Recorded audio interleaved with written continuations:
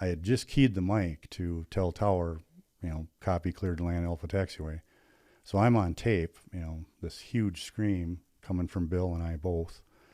And I remember as we went vertical, we're looking straight up, and I thought, if I can keep this aircraft from going over backwards, we might live through this. And that was the thought I had right as we went over backwards.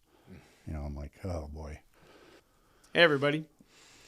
Well, today we're going to be talking to my good friend Chris Kruse, helicopter pilot extraordinaire and expert helicopter crasher. He's very experienced in doing that. And he's going to tell us a little bit about a couple of his incidents flying helicopters over the years, and one of probably the most horrific and crazy helicopter crash incidents you'll ever hear about. I still don't know how he survived, through sheer guts, determination, skill, and a big old bag of luck. So thanks, Chris, for showing up and Good morning. telling me your story. Thanks for having me. A little tiny bit of luck that was. A little bit of luck. We always need just a little bit of luck.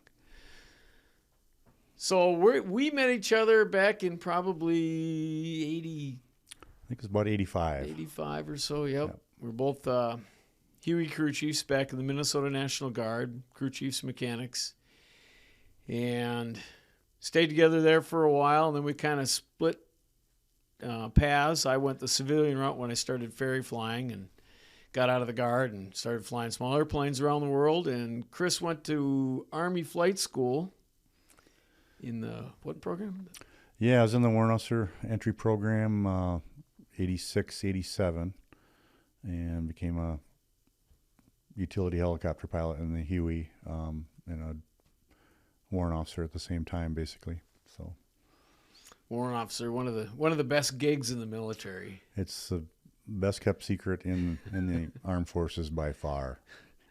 No responsibilities, no extra duties. They just let you fly helicopters for as long as you can stand it. It's a pretty good gig, actually. So how long? So you were in the Guard. Now you were still part-time. Yeah, I was part-time crew chief / mechanic with you back, 85, 86, and then I had a need for some extra pilots trained up, and I applied for and went through the boarding process and was accepted. So fall of 86 through the fall of 87, I was down at Fort Rucker and went through the program down there and flying the Huey. So, how'd you like flight school? It was, they paid us to do this stuff. I still can't believe it. It was amazing. Good time. A lot of great people I met. It's, the best instructor cadre in the world by far. If you want to fly helicopters, that's where you need to go do it, in my opinion. Just an exemplary program, and it was a lot of fun. Well, so many of the pilots that we had back then were ex-nom pilots, probably a lot of your instructors, and a lot of the pilots at our unit. Yeah, I think without fail, I had a couple non-Vietnam vet instructors at Rucker, but most of them were of that vintage, and they just had a plethora of experience, and it was excellent instruction. Back at the unit in Minnesota was, I'd say, probably about 3/4 of them were Vietnam vets, and the other 25% were younger and hadn't been in the conflict. But all the instructor pilots, for the most part, I think were of that vintage, and just like I said, just a plethora of experience. It's completely invaluable. You can't put a price tag on it. Yeah, and they had a great workhorse to deal with, to use the Huey. Yeah, the Huey is just an excellent airframe. I wish I had one. I wish I could afford one. Just a very forgiving, excellently, platform to fly on. It took obviously a great deal of punishment and would still fly. You can make a lot of egregious errors in the thing, and it'll just kind of nod and wink and get you back home. So, can't say enough about it. Bell had their hats on straight when they put that thing together. And so after you got back from flight school and you started flying part-time for the Guard, what kind of stuff were you doing then? And I worked full-time as a paramedic still. That's what my job was before I went in the military. So I went back to that as my full-time gig, and then I kind of worked into flight paramedic stuff. So I did some of that. and continued flying the guard part-time. Did what I could flying civilian on my own time. Was rated in the airplane, so when I had a few extra dollars, I'd try to pad that logbook as well. But pretty much just flying part-time in the guard. And then a couple of years after I got back from flight school, the local EMS vendor that we utilize out of St. Paul, Lifelink 3, they decided they're going to field a Sikorsky S-76 helicopter. And the platform they chose was a A model, and it required 2 pilots because it did not have an autopilot on board to fly at IFR. So they suddenly had a demand for first officers or co-pilots on the helicopter. So I applied for and was accepted into that platform, and that was in '89. And same time you're still flying for the guard, having fun and doing all that cool stuff. And I was just an M-day soldier, part-time W1 or W2 at that point, and until one day. Yeah, down the road, I gained enough experience in the guard and my other flying to become a pilot in command on the Huey. Did that. Was just doing my progression as a warrant officer aviator, learning the systems and learning the unit, etc. So was promoted to a pilot in command a couple of years, probably 3 or 4 years maybe after flight school. And an opportunity presented itself late '96, early '97 to join the Guard full-time as a pilot flying for their counter-drug program. So they had an opening, I applied for it and was accepted, and I started flying the Huey then full-time as a active duty soldier supporting the counter-drug program for the state of Minnesota.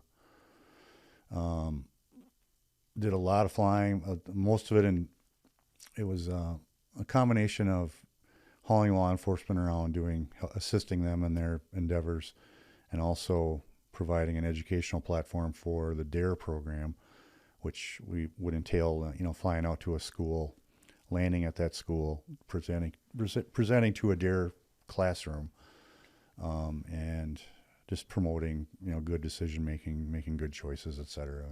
So I got to crew one of those flights. Yeah. It wasn't you flying, but it was me and Wolf Graham. Sure. And we got to fly to my old high school. So very cool. Got to cruise in there and land a Huey in the back of the high school and show my teachers that they were completely wrong about me. I did account to something because I wasn't the best student in the world. Yeah, we got all this criticism for staring out the window. Yeah, it's like, that's what we're going to do for a living. We're training here. But yeah, so that was early '97. The first incident was, as I look back on these things, it was pretty benign, really, from an excitement point of view. But a boring helicopter crash. It was kind of a boring helicopter crash of the couple that I've been in. But we had flown out to Wilmer, Minnesota, which is pretty much smack dab in the middle of the state. Done a couple presentations out there. The following day, we were scheduled to be in International Falls, which is way up on the Canadian border. So we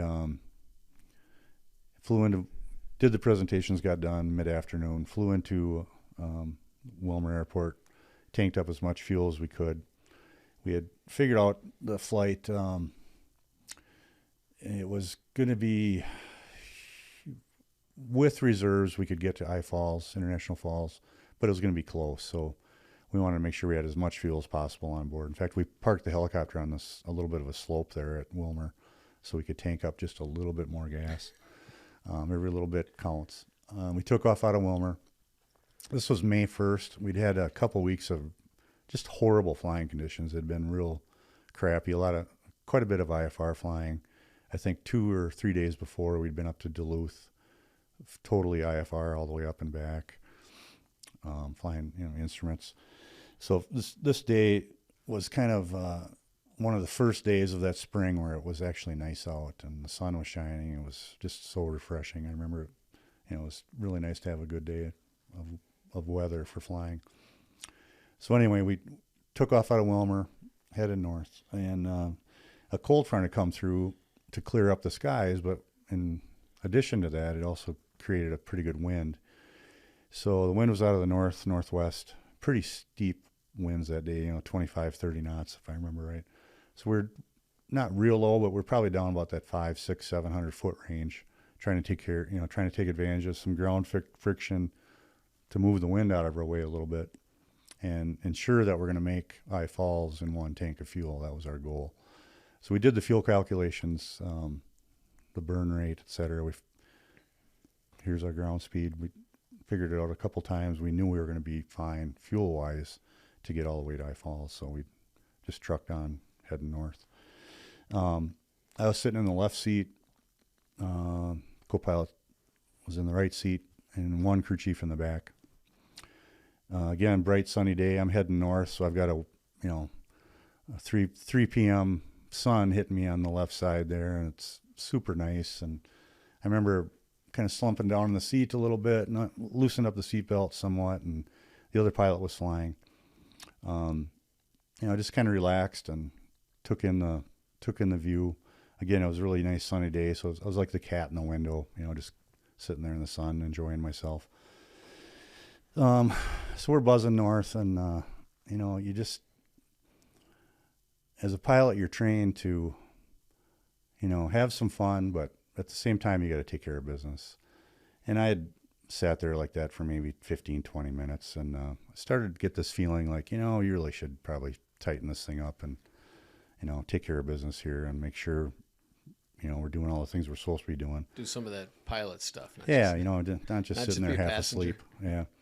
So I got upright in the seat. I got my belts tightened again and got the map, knew exactly where we were. I'm kind of thinking through what I should be doing. And, the rest of the crew was feeling the same way I was. So I just kind of popped in my head, we should just kind of refocus the crew. Hey, we got to take care of business here. You never know when something stupid is going to happen. So I got myself oriented on the map again. I knew exactly where we were. I had my finger right on the map.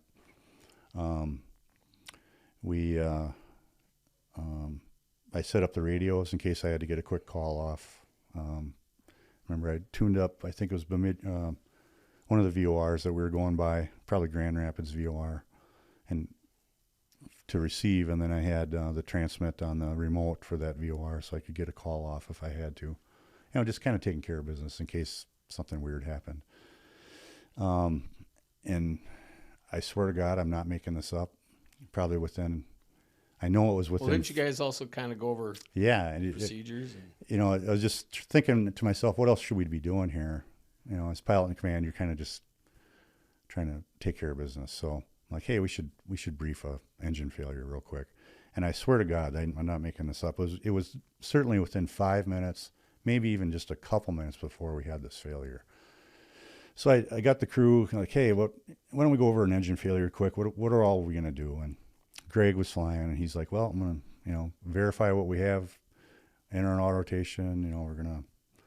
I'll fly the aircraft. I said, great, I'll back you up. I'll get a radio call off. I'm going to check, verify what's going on in the engine. Start looking out my side on the left, for a suitable landing area. Of course, the pilot on the right side is going to be looking on his side for a suitable landing area. The crew chief in the back then piped in. He had also backed us up on his map, so we had two of us kind of navigating. That was one of the things we talked about a little bit earlier. So Jeff was on the map, and he had us as well, so he knew where we were. He also has the ability to talk on the radio back there, so he had that kind of keyed up, so he was ready. And he went over his actions in case we have a failure. And part of that as a crew chief is, making sure the gear is secure back there, maybe getting the door open and looking outside to to see what we're up against as far as obstacles on the ground to execute a decent landing. So Jeff went through that procedure. He says, I'm going to be looking out both sides, and I may open a door to lean out and look. I made sure his belts were on, etc. So we went over that. So I figured, okay, we've hit all the bases. We're kind of refocused the crew. Everybody's awake again. And here we are, we're just doing our thing. And like I say, it was within just a couple minutes. We heard a pretty good boom, a small explosion from what sounded like the engine deck. An overspeed of the rotor, RPM light on the dash, a torque split. So all those indications told me and the pilot flying that more than likely we could have had a main drive shaft failure, but for sure we've got a failure in the engine of some sort. Again, we're down low. We're at 500-600 feet, so we don't have a lot of time to diagnose this thing. That's one thing I think I'd probably try to do a little different, is have a little more altitude maybe. Go ahead and buck the wind. If you got to stop for fuel, oh well. Well, next time you know you're going to have an engine failure, yeah, maybe I'll sure do that. You're higher. Yeah, I'll put that in my notes. Anyway, that occurred. I kind of looked. I saw the torque split. I saw the engine light. What we didn't have was an engine audio light, or a low RPM audio light or audio that would have told me another scenario here, but I didn't catch that. Anyway, entered the auto rotation. I got a radio call off to Princeton Flight Service, and they did hear me. Probably about 300-400 feet off the ground at that point. Told them we were engine failure northeast of Leech Lake. We'll try to give you a call on the ground. That's all I got out. Greg maneuvered the helicopter. We're over swampy terrain. We'd probably about a 15-mile square chunk of tamarack swamp we were flying over at that point. Pretty much the worst. Yeah, not a Minnesota. great spot. There's a lot of that in Minnesota, but a lot of wetland in Minnesota, especially up north. Little lakes here and there. So you'd go over a little pond, and there'd be a swampy area, and then you have a little pond and another swampy area. So it's full of little tamarack trees and water, basically. Some open areas. Most of it, though, had these little tamarack trees sticking up. So we knew we were going to be hitting some trees at the end, which, what do you do? Anyway, Greg set it up pretty nice. He did a pretty good job with the auto rotation. Pretty much zeroed out the airspeed, and we're settling into the trees. I remember the branches of some of those little tamarack trees hitting the windscreen in front of me. But we were upright, almost no forward airspeed, settling vertically into the swamp, which is exactly what you want to do. Almost kind of chopping your way through the trees. We're starting to hit some branches, and it's banging stuff around, but we're okay. Again, the Huey is just an incredible platform, and a lot of inertia on that blade up there, and a lot of strength, and those little trees weren't going to, cause us any big trouble. Didn't stand a chance. Yeah. So we're settling in vertically. We're going in the water, and I'm like, okay, great. Everything's looking good. As the aircraft settled into the water, this is a swamp, so there's stuff in the water that we didn't see, obviously. It was either a large log, a big branch, or a stump. I'm not sure what. The left skid caught that, and it tipped the helicopter over on its right side. So everything was looking pretty good until then. When we tipped over, obviously, the rotor blade now is still spinning at around 324 RPM is what normally it spins at. And in our rotation, it's still doing that. So all that speed of the rotor is suddenly hits the water and comes to a sudden stop or slows down.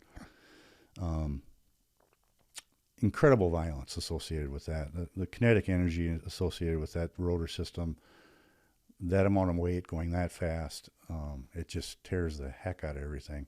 The aircraft shakes violently, actually tore the transmission somewhat out of its mounts, broke the rotors in half, and very violent and a lot of shaking. I'm in my seatbelt pretty tight. I had locked the inertia harness real tight so it wouldn't give. So I'm kind of locked in the seat with the shoulder straps. There's ballistic protection on both sides of a Huey pilot seat. So those are sitting out there. There's ceramic plates on both sides of me. So I'm getting shook real heavy real hard in the aircraft. That caused an injury to my chest and some vascular injuries to my right arm, shoulder, chest, left arm, shoulder. Just by virtue of all that vibration. I remember looking up, and right as the rotor came to a stop, the one rotor blade had broken in two and was folded up on top of itself, and it came to a stop right above my head in the greenhouse above my head, where you can see out. The greenhouse window is a window right above the pilot's head, where so you can look up. And that rotor blade came to a stop right above my head. Probably, maybe I'm pretty tall. Certainly within a foot of my head, it came roaring to a stop right there. And I'm Wouldn't have bothered me. I'm a lot shorter. So short guys would have been better. The right side of the aircraft is filling with water. We secured the engine's still running. It kind of tipped over. Yeah, it's completely on its right side. Luckily, I'm in the left seat, so I'm up above the water line. You're fine. Greg is getting wet. The crew chief got wet. But we secured the engine, got it shut down, and threw the battery off and scrambled out onto the side of the helicopter. And I remember, a lot of noise, vibration, mayhem, violence, excitement, adrenaline, and then all of a sudden you're standing on the side of a helicopter in the sun in absolutely the middle of nowhere, and it is completely silent. I pulled my helmet off. Such a crazy transition from it's just like incredible chaos to boom. It's the most serene, quiet afternoon. It's just like, just imagine that total serenity, and you're just like, wow, what the heck just happened? Do you remember what anybody's first words were? I really don't. Well, actually, I do. Greg looked at me. We're standing there, and he goes, "Hey, man, don't move." And I still had my helmet on. I didn't get my shield down. As part of the crash sequence, typically in the daytime, you get the clear shield down just to protect your eyes. I never got around to doing that. A chunk of tamarack tree had entered the cockpit somehow through a broken window or whatever, and had lodged right beside my left eye. Big, long, stiletto-looking shard of tamarack tree had lodged right beside my left eye and in between my helmet and my temple. And Greg grabbed it and pulled it out. In fact, I still have it. He pulled it out, and the end of it was just super sharp, and it just missed my eye. And he goes, "Hey, don't move. Let me get that out." So that was the first words, and I got my helmet off, and here we are in the middle of nowhere. You look back on it though, and had I not got those seatbelts tightened, who knows? I had a general idea where we were, but I didn't have my finger exactly on the map. So I wouldn't have been able to tell anybody with any level of accuracy exactly where we were. And also having the radios pre-cocked for a call out. The only way anybody heard us up there is we bounced it off that VOR, the remote site off that VOR. So Princeton Radio heard the radio call. And before we even got done with the crash, I'm sure they were on the phone calling different 911 agencies in that general area to let them know that, hey, we got a helicopter down up there. We need to get some people assembled to get searching for them. Otherwise, you're in the middle of nowhere. Yeah, we're spending the night, and it's cold out. We're between Grand Rapids and International Falls, so we're probably, maybe 30 miles from the Canadian border. May 1st, it's still pretty cold up there. Yeah, the sun was out, but as soon as the sun goes down, we're wet. It gets cold fast. It gets chilly. Especially if you're wet. Yeah. And you can't build a fire in a tamarack swamp. It's pretty tough. It would have been a bad night.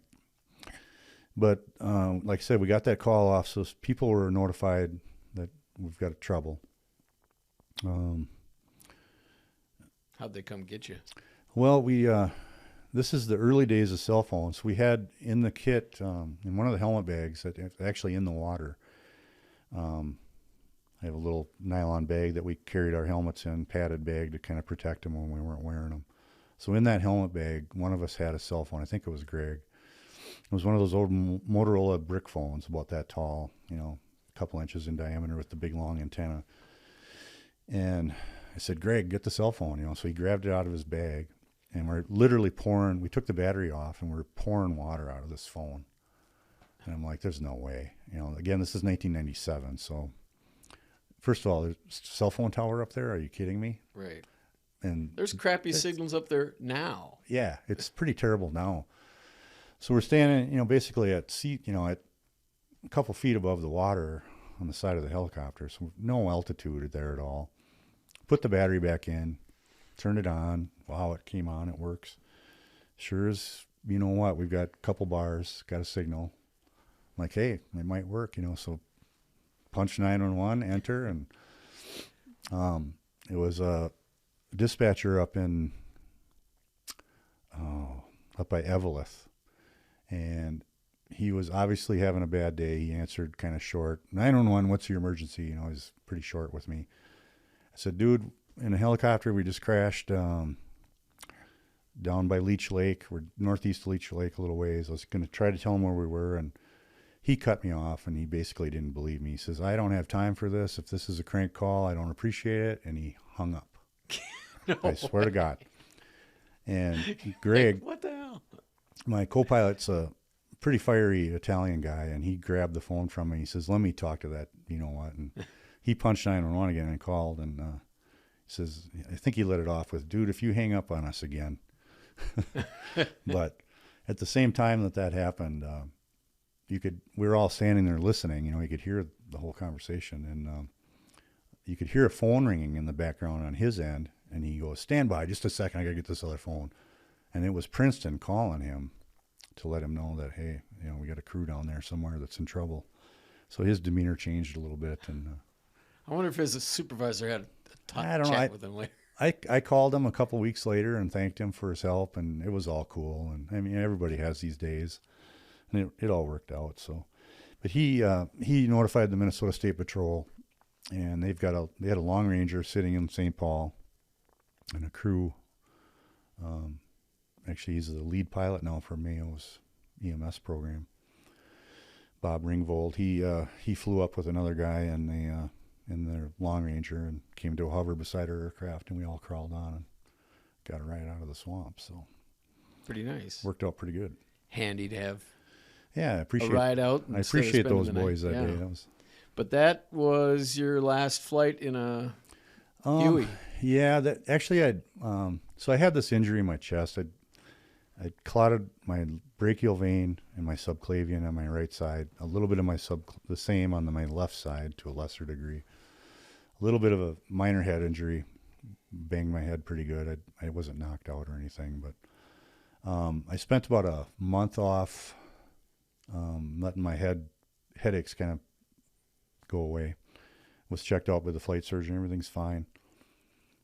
These vascular injuries that were kind of hidden, they didn't materialize right away. I was put back on flight status probably about a month later. Went through the post-accident check ride. Everything's fine. Flew a couple months, probably another month or so, and I started noticing my right arm getting kind of engorged, swollen. I knew it was probably something to do with the crash. I wasn't exactly 100% sure what was going on.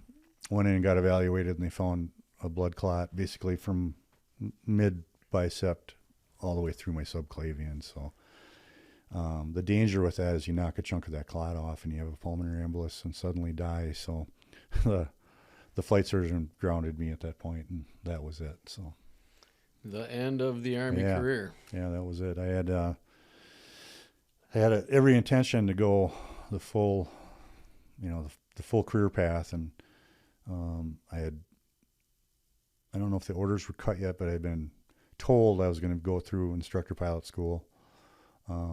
That was in my future at some point pretty soon. So obviously all those plans changed, and I had to take a medical retirement, and that was it. So you ended up finishing up your guard career, and so what was next? Yeah, so I took a little time off healing up from that, and then, like I said, I'd flown for LifeLink. Well, I was actually in an Air Methods program earlier in my tenure there as a co-pilot, so I knew all the folks over there pretty well. A couple of them were in the Guard with me. So they had a need for a full-time captain. And I got a call from the lead pilot. I said, "Hey, really sorry about what happened to you. I know you can't, you're getting discharged. Can you still get through an FAA physical?" And I hadn't really considered it at that point. I wasn't sure. So I did the paperwork and applied for a Class 2 again, flight physical. And the FAA, I went through the process with the FAA, with my medical records, et cetera, to get it looked at. Part of that included, basically, let me back up. I was told if I could get through the medical that, I'd pretty for sure have a captain job flying full time. So it was fun, great to hear that I could still be in aviation possibly and go back to it, which I definitely wanted to do. Because being grounded is a fate worse than death. Yeah, I mean, who wants that? I mean, you prepare for a career and you track yourself to do something, and then all of a sudden it's interrupted. And so here was a means to get back in the saddle, which I was going to jump on. So I did all the procedures the FAA wanted, medical records, et cetera. And part of that was a SOTA check ride, which is a statement of demonstrated ability. So basically all you're doing is jumping in an aircraft and proving to the FAA examiner that you have the physical attributes remaining to control the helicopter safely. So I went out to Denver, Centennial Airport there, and flew a Bell 47 a Bell 407 with an FAA inspector, and did fine on that check ride. He signed me off. So with an intact Class 2, I entered training for a full-time captain's job with Air Methods, and that was in the Bell 222 UT, which is a skid-equipped. That's the helicopter you'd see, like, if anybody remembers Airwolf. Oh, yeah. That was I think an A or a B model, which had retractable gear. So this was that same exact helicopter with fixed gear, with a skid gear. So I'd be a captain in that, and as a backup to that aircraft, the Bell 206 L3 Long Ranger. So got the training done, went to work, everything's fine. Back. And now you're a back EMS at it. pilot. Yeah. And again, I trained with these same guys and gals and earlier, so I had some pretty good on-the-job training in those 5 or 6 years as a co-pilot on the S-76. So I was pretty well prepared for it, I thought. And the Bell 222 is a good aircraft, real durable, similar to a Huey in that it's got the same basic design rotor system, 2 engines, good IFR capability, 2.5+ hours of fuel, good payload, etc. So then the rest of your career was super easy and nothing Yeah, ever you happened think, again. and again, you look at it like, okay, I've had an accident, obviously a mechanical failure, got through it. The likelihood of something else happening, in my head at least, was like, I've probably got that behind me, which was, to me, it just felt reassuring to me. Everybody has to have one, but Yeah. now, I mean, okay, good. I got what that are the done. odds? What are the odds? Anyway, so jumped in this thing, and I'm working full time, and everything's going pretty well. I'm just doing my thing at work. And then April 14th was a Friday, a day shift. Again, working Bell 222 UT. And right away that morning, we had a flight to Buffalo, Minnesota for a neonatal newborn infant that was in trouble. Weather was decent that day. It was about maybe a 1,500-foot overcast, 2,000-foot overcast day, but really good viz and no precip at all. So it was, just a typical Minnesota spring day. Took off for Buffalo, flew up there, got the kid. Everything's fine. As we're leaving Buffalo, the physician ran out to me and said, "Hey, I've got another mom here that's in trouble. Can you guys come right back?" And I said, "Let me get this kid back to the cities. You evaluate what's going on here. Call our dispatch center if you need us. I've got weather. Everything's fine. Mechanically, we're good. I'll turn right around and come back. But you make that call. I don't want to just fly back here without hearing from you." He says, "Fair enough." So we delivered the first patient down. I actually went to Minneapolis Kids. I flew back to the airport, got fuel. I was just going to wash the aircraft. I was getting kind of ready to wash it, and we got the call to go back to Buffalo. So typically what we do, we're hauling a neonatal team that we'd pick up, a specialized team that's at one of the hospitals. And then with that in play, we'd only take one of our crew members.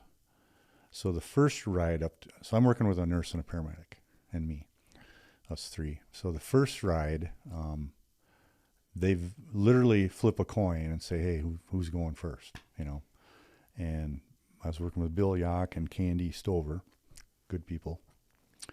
And Candy won the toss, so she went first.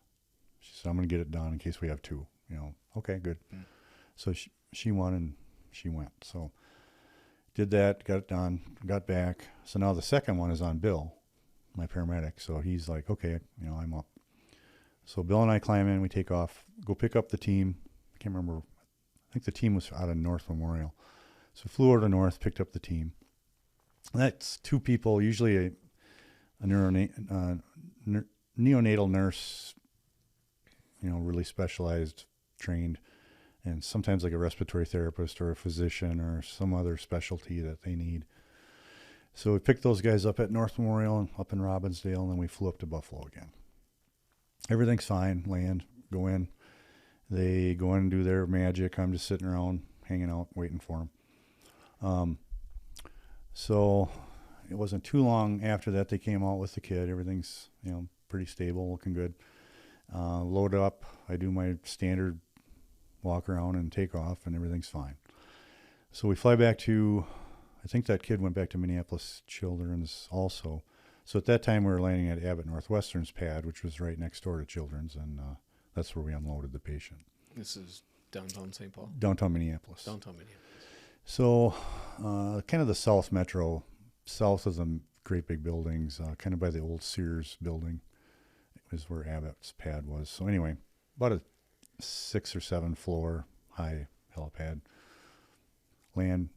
I stayed hot, meaning I left the aircraft on, the rotors turning.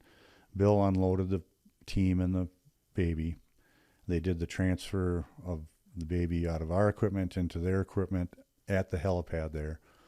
And then Bill reloaded our stuff, took a look at all the doors for me.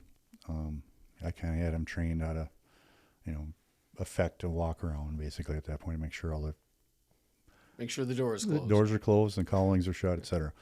No leaks, and I don't want oil puddles under the aircraft, etc. I taught him all that stuff, so they were pretty good about it. So he gets in the left front seat. I'm in the right front seat yet.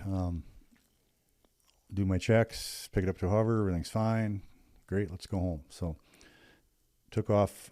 We had a noise abatement corridor just on the north edge of the metro, down the railroad tracks. We'd try to get to that as quickly as we could and climb to 1,000 feet just to keep the neighbors happy and minimize the noise impact.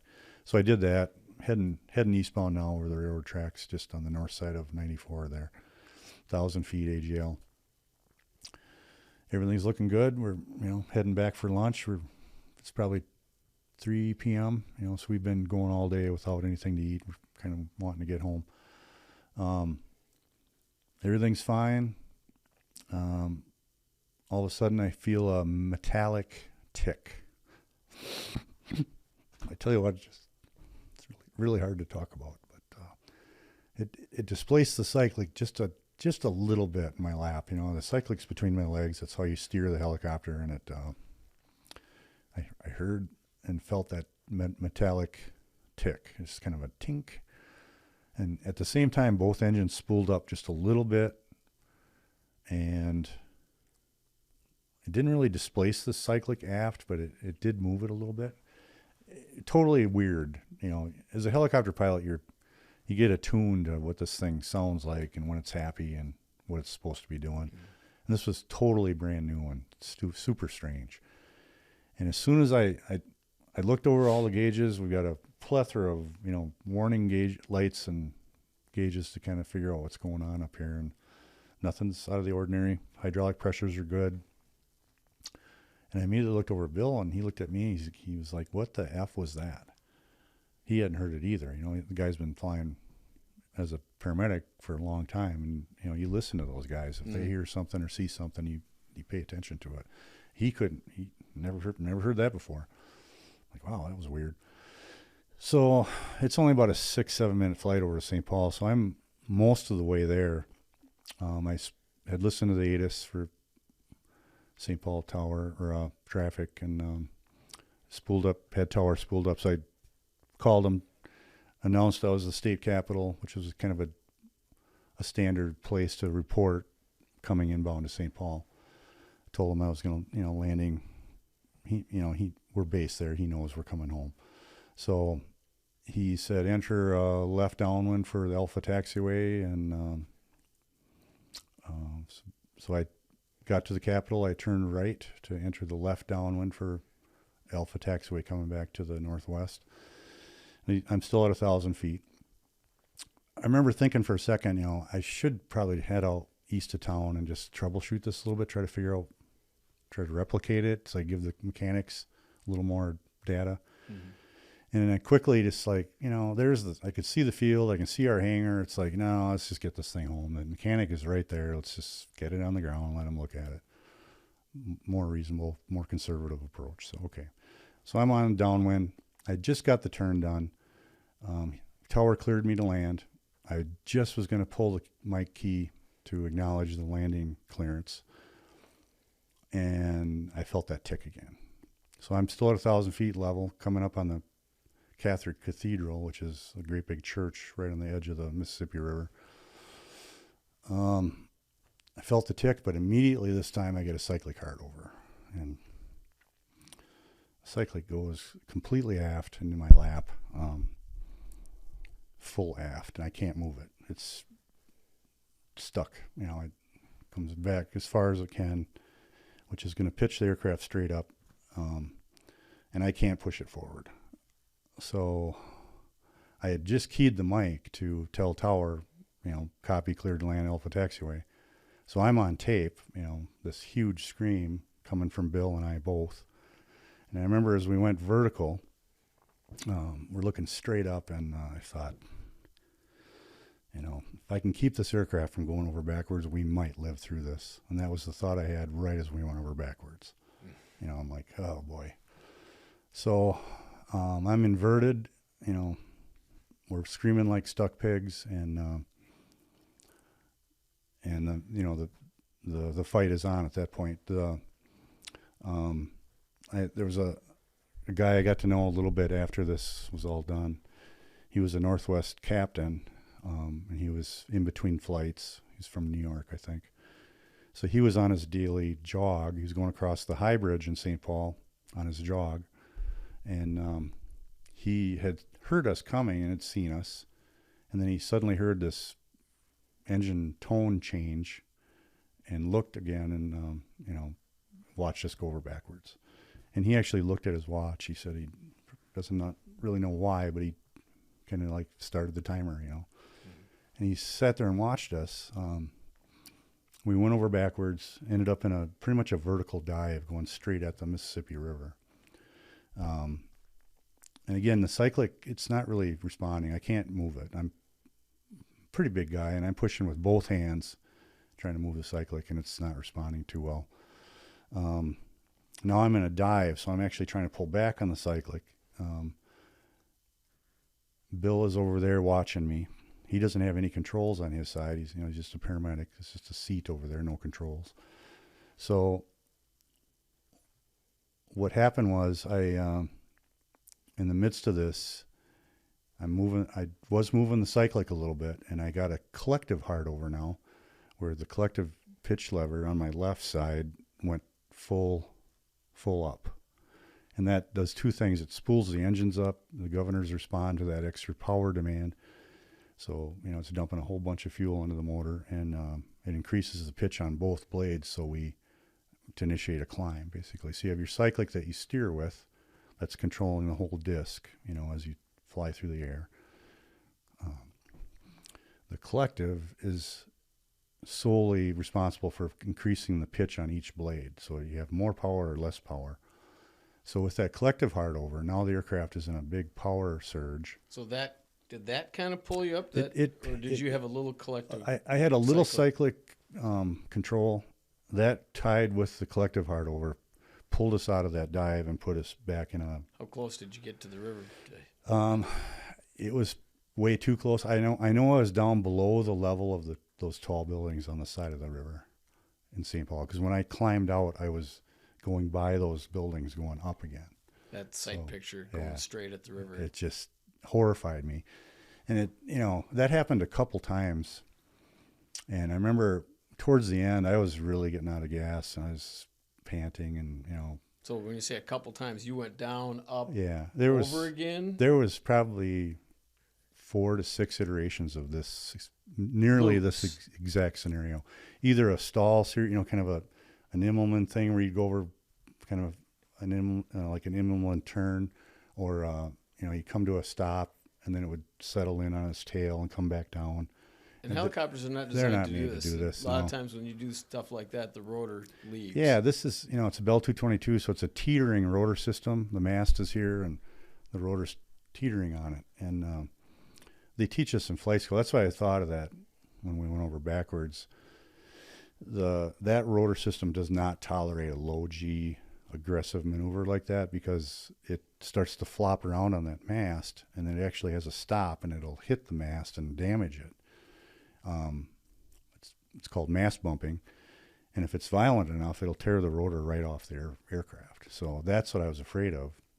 You get in a negative G environment, the rotor starts flopping around and it'll leave. So then that flight's over at that point. So that's what I was kind of terrified of, and so we're going through these iterations, and I'm way behind trying to fly this thing. I'm not keeping up. Obviously, I'm responding to it, trying to figure out, what can I do to possibly control this aircraft. So Bill's sitting over there. He's got an equal vested interest in making this all work. So he's watching me, and he notices when that collective has that hard over and goes straight up, we go upside down, I scream louder, and things look worse, right? So he figures that's bad. So that's bad. He said, and then I would steer with both hands. I'm on the cyclic trying to manipulate that control lever because it's resisting me. So I've got both my hands on the cyclic. And then the collective would be flopping around doing whatever it wants. So Bill sees that, and he says, I can help. So he reached over and grabbed the collective. And on the Bell 222, if anybody's looked at that cockpit, the collective lever is on my left, and coming out at 90 degrees are both engine throttles. So you have number 1 engine on the left, number 2 engine on the right, but at 90 degrees to that lever. So they're kind of sitting out here. So that's what Bill grabbed onto when he... I would be Bill. He grabbed it. He grabbed it like that, but he grabbed it right at the throttles and pushed the collective down. And when he did that, he rolled. I'm pretty sure he rolled both engines mostly offline, or a good portion of the power was taken out of those engines just by both those throttles being rolled off. So I'm pretty sure what happened. It did 2 things. It put us in an auto rotation that I didn't know about, which is bad, but it did stabilize this thing enough to where I could actually, the cyclic had a little bit more authority. I was able to control the attitude of the aircraft somewhat. So now we're upright, but we're in a auto rotation. We're coming out of the air like a safe. And again, I don't know this. I don't have time to evaluate what he just did. We had drifted south of the Mississippi River at that point. So now I'm steering the aircraft. I'm somewhat in control, but we're descending, probably about 1,500 foot a minute, I'm guessing. So we're coming down fast. I'm looking for a place to splash this thing on the ground. And if you've ever been over on Harriet Island, there's quite a few buildings out there, but there's a huge park. It's probably a 40-acre park over there. I've been to concerts there, outdoor concerts, and it's huge. Been perfect. That'd be handy. It'd be real handy. It was on the right side of the aircraft too. Had I just looked over there, I would have seen it. I didn't have time. I'm in kind of a left bank, so the aircraft's pointing down on the left side. I looked, and there was a construction company, and they had a parking lot with a chain link fence around it, probably about a 2 or 3 acre parking lot, pretty good size. And they had some trucks parked there. But what I saw was an open area with a fence around it. So I thought, if I can, crash this thing in the middle of that parking lot and what kind of would be a run-on landing, trying to keep control of this thing, I'll just run it into that fence to get it stopped. That works for me. So that's where I was headed. I was on the kind of a left downwind for that parking lot. I made the left turn, going towards it now. And this guy, for whatever reason, he walks out of this building and stands right exactly where I was aiming for. And I remember yelling to Bill, I'm like, dude, Bill saw him too. He's like, what? Or something like that. And I remember saying to Bill, dude, if you don't get out of the way, it's your day too, man. There's not a thing I can do for you.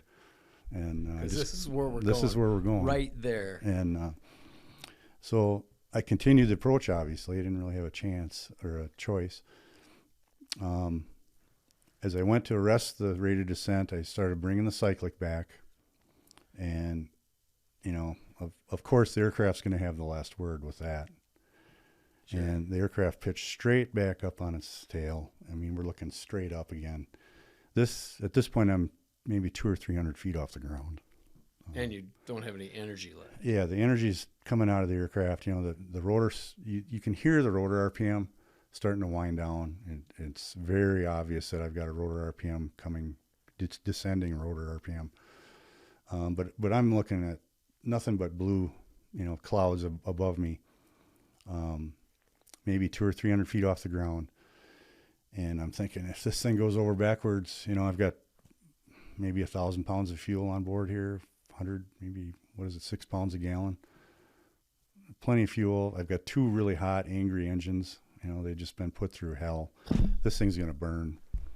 And there's nothing I can do about it, So you just kind of resign yourself to the fact, this didn't all work out too well. But right at that same second, like Kerry said, the RPM's starting to come down. So the aircraft only got about to 90 degrees, and then it fell through. The system's just running out of energy. There's no more lift. The aircraft falls through. Now what I see is a bunch of power lines that decided to show up. I never saw these things. I've driven by that scene 100 times. And seriously? And they look little from the street side, but they looked huge from the cockpit. They're just like these high tension lines right in front of me.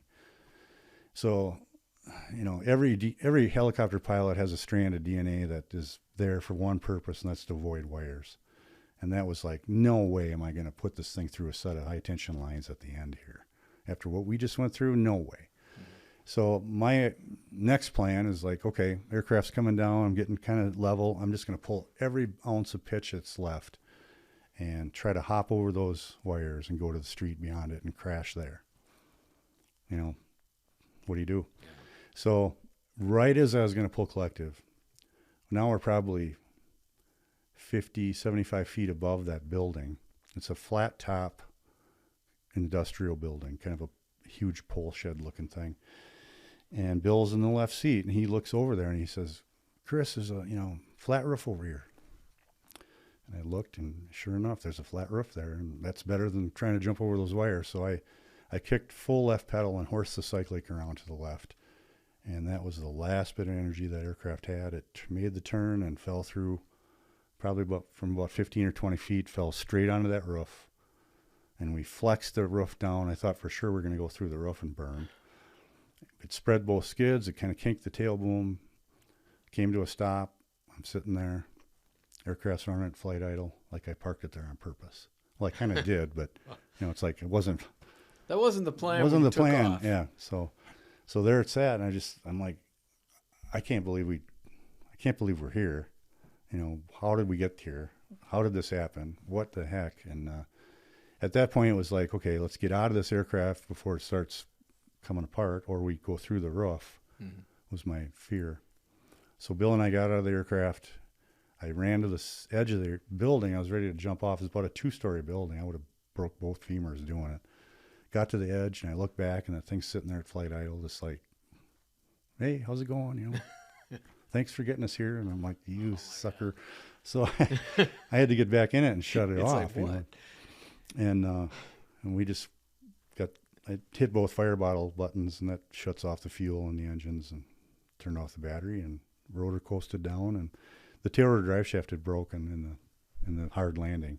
So the tail rotor was already stopped, but the main rotor coasted down. And didn't you have one last parting gift for the? yeah, I stood there and I was just, such an adrenaline surge, and I'm kind of I wouldn't say maybe I am a little hot-headed. I'm a little I bit don't of know. a hot-headed. So I just ran up to the thing and I kicked the side of it. The fuel tanks on both sides of the aircraft. They stick out like a little small mini wing.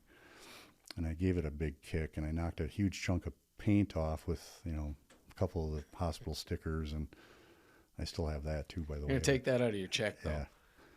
But yeah, it was just like, what the heck? So I climbed up on the cowling, and what happened was I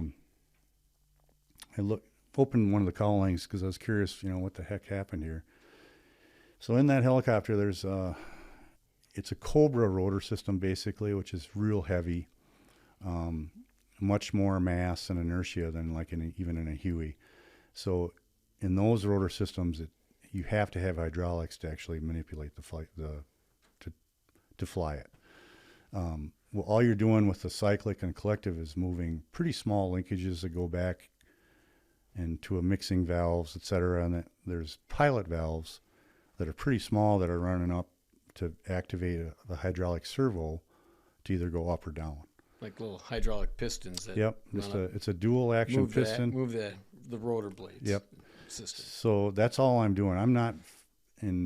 I don't have a direct link between my controls and the rotor because it's impossible to control it without hydraulics. There's 2 hydraulic pumps. That was one of the first things I looked at when I felt that tick was 3,000 PSI in both pumps. I know they were working properly. But what happened was there's a hydraulic support actuator assembly that's bolted to the back of the transmission that provides the pivot point for all 3 of the flight control servos. So there's 8 alignment pins and 8 studs with nuts that fix this plate with the hydraulic servos attached to it to the back of the transmission. And it's all covered with Pro Seal. It's nothing you can really look at. It's nothing you'd actually look at in a pre-flight. It's almost out of view. Mm-hmm. So, there it is. It's hanging there in space. It's completely come off the back of the transmission. So that plate is just sitting there with all 3 servos, the pivot point in the middle. And every time I move the cyclic, it would tilt that plate a little bit, activate the pilot valve, and I get a collective hard over. That's what was going on. So when you think about the physics of this, how possibly could I have controlled that aircraft at all? It's total luck. Basically what happened, the back of the transmission was all gouged to heck from this plate moving around. Also, the mast had bumped severely. It was all full of gouge marks, witness marks, they call them. Which could have snapped that mast at any point. The mast off at any point. So it survived, which is amazing. It's a great big stainless steel. Who makes that? Bell Helicopter. Bell Helicopter. Good for them. So it stood up to the test. I talked to the engineer many months later. I can talk about that in a bit. But so what I think happened was when Bill pushed that collective down and held it there, it jammed that plate up against something on the back of the transmission, which provided it a little bit of stability. So now it's not just floating in space. Mm-hmm. That allowed me for that other servo to actually function somewhat normally, and that's what gave me back some cyclic control. Why didn't you think of that? Yeah, why didn't I think of that? I couldn't physically manipulate the cyclic with one hand. I just ran out of strength, Mm-hmm. So I'm using both hands on the cyclic, and that left the collective free. Come to find out, talking to this Bell engineer many months later, Roy Fox was his name, and he was part of the developmental team for the Bell 222 and had helped design this aircraft.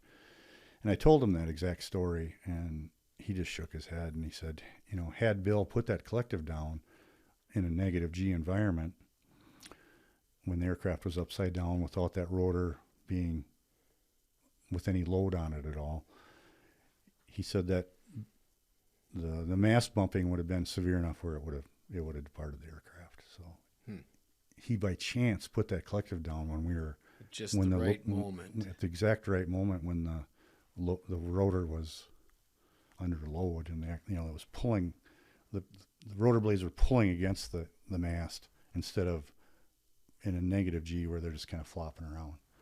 I mean, it's just, when you think of what are the chances of that? Mm-hmm. First, he rolled those throttles off. That saved me at the end. It actually forced me to go to that parking lot, which I maybe wouldn't have had to done. I don't know. Can't blame him. But it did save me in that last cyclic hard over, because the aircraft ran out of power and fell back through. Had we gone over backwards, I wouldn't be here. There's no way. No time to recover from that altitude. So you think about the odds of that. It's like, wow. Like I say, I'll take a little luck anytime. Well, it's like you were talking about the other thing, the chain of events for an accident. Yeah. In this case, it was a chain of events that prevented the accident. I mean, it was still an accident, right. But if all those things, if he hadn't have rolled the throttles over, if he hadn't held the collective down, and if you hadn't have continued to fight all the way through. Right. I mean, how long was the whole flight? The guy he thinks about a minute and a half, which is an eternity. That's a long time. I mean, to do 4 it was wingovers. It was ridiculous and hammerheads. I remember just thinking, in the midst of this, just kill me and get it over with. This is ridiculous. It just went on and on and on. And again, I'm not a super athlete or anything, but I completely ran out of gas. I mean, I'm just completely wasted at the end of this. I mean, you had the strength and stamina to fight it for a minute and a half. Yeah. Plus the internal will, because I know a lot of people would have just after a minute, a minute and a half is, like you said, crazy. It's an eternity.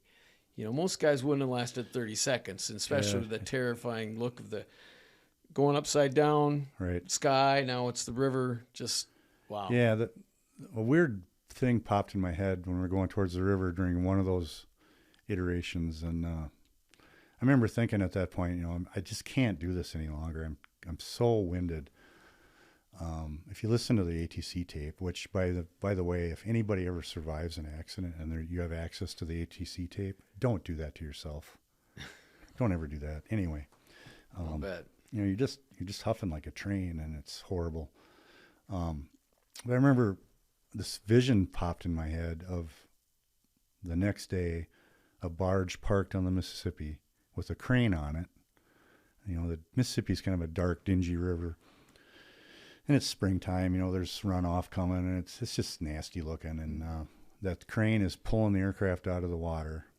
There's a couple. I mean, literally saw a couple scuba divers in the water beside this thing as it comes out of the water, and Bill and I are hanging from the seatbelts in this destroyed aircraft. And that was like, no, that's not happening to me. I'm not going in that muck. What is it? It's probably 60, 70 feet deep right there. It's a pretty narrow chunk of the river. No. I've seen that story before. I'm not doing that. Yeah. So it kind of reinvigorated me to, this is not an option. Keep fighting. So. Well, that's an amazing story. I remember when it happened, and you called me afterwards, and a couple days later we went out to the bar for your funeral day. I figured that would have been the day we would have been at your funeral, and I was really happy to be having a beer with you versus. Absolutely. Yeah, it was a life-changing event. I took a couple years off after that and kind of regrouped and did some soul searching. I went back to aviation, did another, almost 10 years after that, flying EMS. But it takes a toll on you. You look at things a little different, and so much of aviation and being a good pilot is having the skill set, but also having the confidence to pull it off.